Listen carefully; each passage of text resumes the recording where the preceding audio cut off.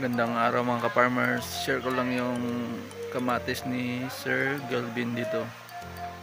Nag-harvest sila dito ngayon. Araw-araw nag-harvest dito sila.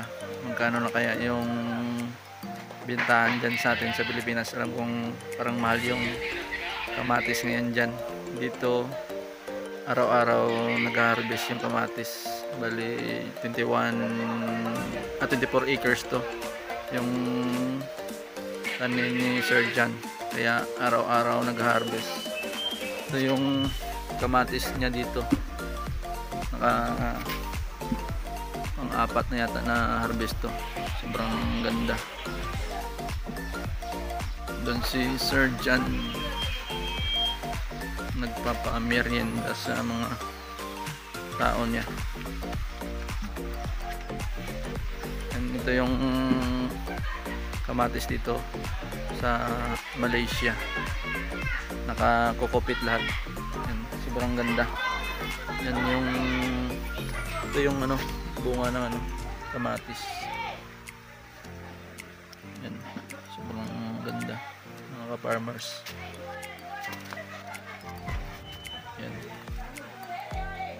ini-export to sa Singapore at saka sa Dubai. Yan mga ka-farmers, ito yung kamatis na dito. Yung karaniwang sakit lang dito, leaf miner. Ito yung nakakukupit.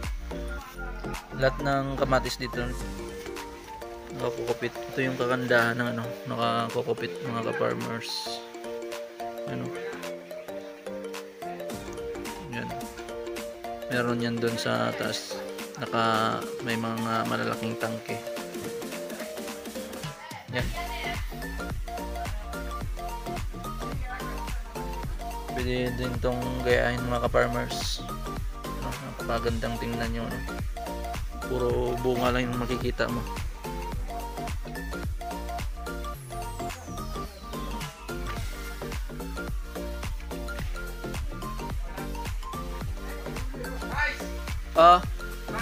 Okay. Yan mga ka-farmers. Solid yung kamatis ni Sir John Galvin.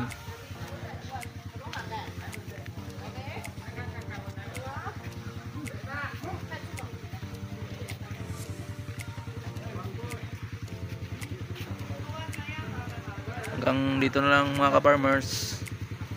Maraming salamat.